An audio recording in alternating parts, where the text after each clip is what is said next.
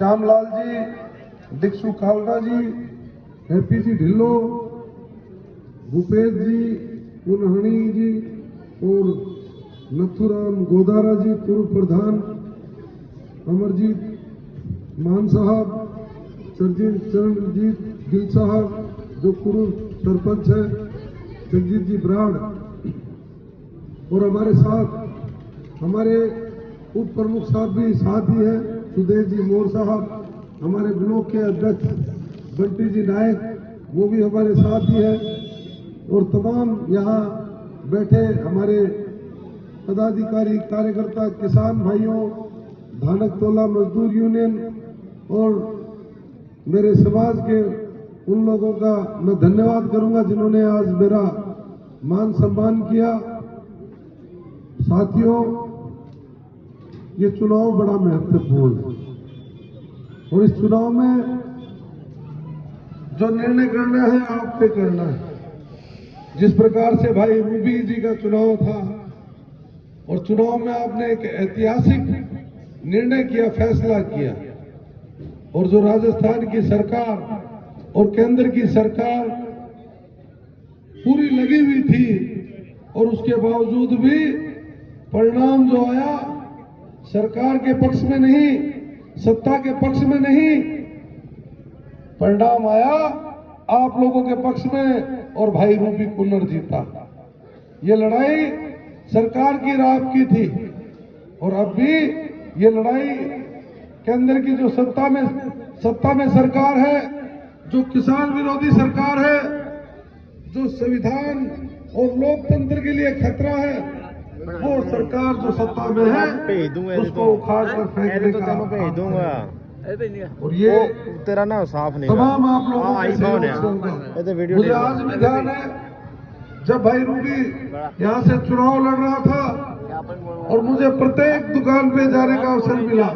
तमाम हमारे मजदूर साथी, तमाम किसान साथी, तमाम व्यापारी साथी साथ मिलकर एक एक दुकान पर गए और लोगों से हम मिले और आग्रह किया और वो जो आशीर्वाद उस समय मिला और जो साथ मिला उसी का परिणाम है कि रूबी कुन्नर जी एक ऐतिहासिक वोटों से जीते। आज केंद्र में जो सत्तासीन है, जो सरकार है, वो किसान विरोधी, दलित विरोधी और तमाम हमारे जो छोटे छोटे व्यापारी हैं, बड़े बड़े उद्योगपति नहीं, जो छोटे व्यापारी हैं उनकी विरोधी ये सरकार है। आज हमारा जो अन्नदाता है, किसान है, आप देखिए सड़कों पर आज घूम रहा है, आंदोलन कर रहा है, संघर्ष कर रहा है और इस सरकार में आंदोलन और संघर्ष करने के लिए भी रोक है। इस बात को आप देखिए। आज हम दिल्ली की सीमाओं पर जाना चाहें तो ये सरकार हरियाणा और पंजाब की और केंद्र की सरकार इन्होंने पाबंदियां लगा रखी है। हमारा किसान राजस्थान का बॉर्डर पार करके नहीं जा सकता, पंजाब का किसान पंजाब का बॉर्डर पार नहीं कर सकता और हरियाणा का किसान हरियाणा का बॉर्डर पार नहीं कर सकता क्योंकि स्टैंडिंग आदेश निकाले हैं, आंसू गैस के गोले रखे हैं, लाठियां रखी हैं और फिर भी किसान नहीं रुकता तो गोलियों से भूनने के आदेश है। क्या इस तरह की सरकारें होती हैं? भारतीय जनता पार्टी में ही क्यों गढ़साना में 7 किसान मारे गए थे? भारतीय जनता पार्टी के शासन में ही हमारे किसान आवाज उठाते हुए 750 किसान क्यों शहीद हुए? ऐसा क्या भारतीय जनता पार्टी की सरकार में होता? क्या इन्हें किसान की प्रति चिंता नहीं है? किसान से जुड़े मजदूर की चिंता नहीं है? किसान से जुड़े उस व्यापारी की चिंता नहीं है जो धान मंडी में हमारी फसलों को तोलता है, जो किसान अपनी फसल खून पसीने की फसल लेकर खेत मंडियों में आता है, जो मजदूर अपना खून पसीना बहाकर फसलें काटता है और यहाँ मंडियों में वो फसलों को सफाई कर तोल कर बेचने का काम करता है। क्या उसकी चिंता इस भारतीय जनता पार्टी की सरकार को है? कभी सुना आपने कि किसान के लिए कोई फैसले किए, कोई योजना बनाई, कोई इनका विजन है? ना किसान के लिए, ना मजदूर के लिए, ना शोषित वर्ग के लिए इनके पास कोई एजेंडा नहीं। आज अगर कोई सोचती है तो कांग्रेस पार्टी है। कांग्रेस पार्टी जिसने देश आजाद होने के बाद ना सड़क थी, ना बिजली था, ना पानी था, स्कूल था, ना अस्पताल थे, तमाम वो काम किए। और हमारी सरकार थी तो गरीब के इलाज के लिए व्यवस्था की गई। अगर उस इलाज में हमारे जो कमजोर वर्ग के लोग हैं, जिन लोगों के यहाँ दुर्घटना घट जाती थी, उनको 10 लाख रुपए देने की योजना, बच्चियों को मोबाइल देने की योजना, स्कूटी देने की योजना, राशन देने की योजना और किसान का ट्यूबवेल का बिल यूनिट माफ करने की योजना और गरीब को 100 यूनिट फ्री देने की योजना, ये योजनाएं थी तो कांग्रेस की थी। भारतीय जनता पार्टी इस तरह की सोच नहीं रखती।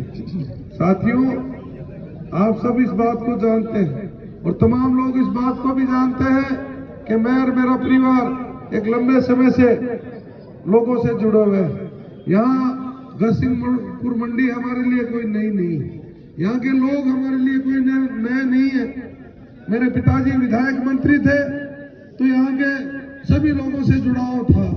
कोई काम होता था तो गंगानगर आते थे या मंत्री जी यहाँ आते थे और एक अच्छे संबंध, हमारे पारिवारिक संबंध यहाँ सब लोगों से रहे हैं। हमेशा जब भी कोई आवश्यकता पड़ी, यहाँ के लोग हमारे लिए हमेशा खड़े रहे। चाहे अनूपगढ़ में चुनाव लड़े, चाहे केसरी सिंहपुर से चुनाव लड़ते रहे, हमेशा आप लोगों का साथ मिलता रहा। अब ये चुनाव के लिए मैं आपके बीच में आया हूँ, आपका आशीर्वाद लेने आया हूँ।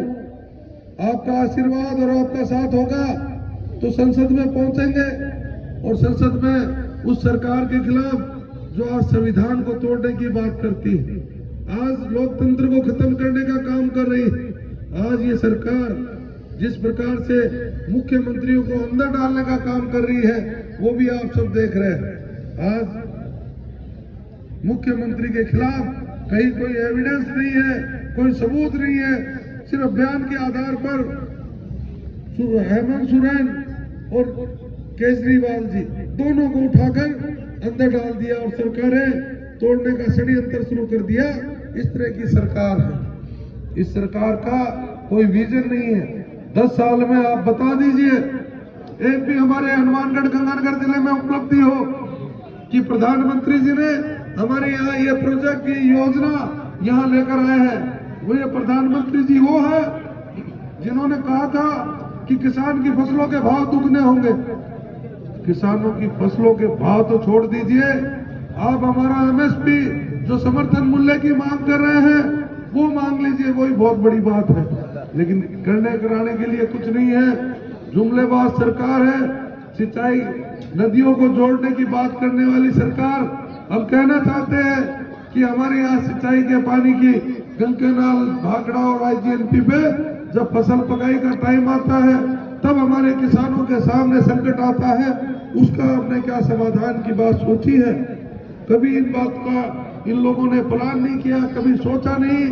जब भी अतिवृष्टि होती है पाकिस्तान डैम से पानी छोड़ना पड़ता है, अतिवृष्टि होती है तो घग्गर का पानी पाकिस्तान जाता है, कभी इन्होंने प्लान नहीं किया। क्या इन पे कार्य योजना बनाने की आवश्यकता नहीं?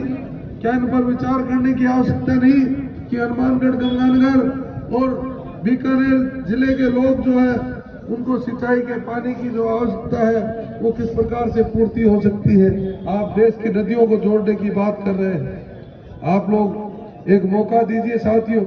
आपने मेरे परिवार का हमेशा देखा है, मैं हमेशा लोगों से जुड़ा रहा हूँ, मैंने हमेशा संघर्ष किए हैं, आंदोलन किए हैं।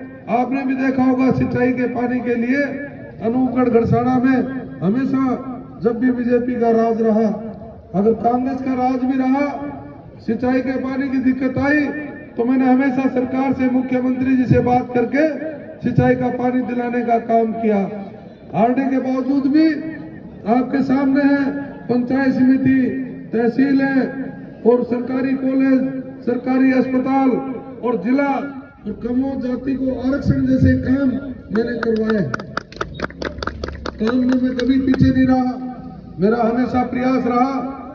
हारने के बाद भी लोगों के काम के लिए, समस्याओं के लिए संघर्ष करता रहा हूं। एक लंबा संघर्ष रहा है मेरा। मैं चाहता हूं आप आशीर्वाद दें, मुझे एक मौका दें ताकि आपकी आवाज संसद तक उठा सकूं। आपसे निवेदन करना चाहता हूं, एक बार आप मेरे पिताजी जो हमेशा आपकी सेवा करते रहे हैं, मैं अपनी झोली मानकर आपसे अपील करता हूं, निवेदन करता हूं कि एक बार आप मुझे मौका दें, आशीर्वाद दें ताकि आपकी लड़ाई लड़ूं और इसमें मैं कहीं पीछे नहीं हूं। आपको हमारे घर के दरवाजे हमेशा खुले मिले हैं और हमेशा खुले भी रहेंगे, क्योंकि मेरे पिताजी ने हमेशा प्रेरणा दी है। आज वो अस्वस्थ है, रात 3 बजे उनकी तबीयत खराब हो गई थी और काफी गंभीर हालत थी, लेकिन आप सबकी दुआओं से अब ठीक है। रात 3 बजे उन्हें अस्पताल में आईसीयू में भर्ती कराना पड़ा, तो उनका आप तमाम लोगों का आशीर्वाद दुआ है। 2017 में भी डॉक्टरों ने जवाब दे दिया था कि घर ले जाए, बचने की आस नहीं है, लेकिन दुआएं और आशीर्वाद में बड़ी ताकत होती है। जिस प्रकार से गुरुद्वारों में उस समय अरदास की गई, मंदिरों में पूजा पाठ की गई और लोगों ने पता नहीं कहाँ चढ़ावा और मन्नतें बोली, तो बाबूजी उस समय बचकर आए और आज भी वो हमारे बीच में है और उन्होंने तमाम प्रयास रहा कि उन्होंने अपने लोगों से बात करने का प्रयास किया। इसलिए आपसे हाथ जोड़ के निवेदन है कि आप लोग आशीर्वाद दें, मौका दें। आपकी सेवा के लिए पहले भी हाजिर रहे हैं और आगे भी हाजिर रहेंगे। जय हिंद, धन्यवाद। धन्यवाद इंदौरा जी। अब मैं सभी यहाँ पधारे आगंतुकों का धन्यवाद और आभार करता हूँ। जो बाहर से पधारे उनका भी बहुत बहुत स्वागत, अभिनंदन, आभार कि आप सबने अपना कीमती टाइम निकाल करके यहाँ पधारे।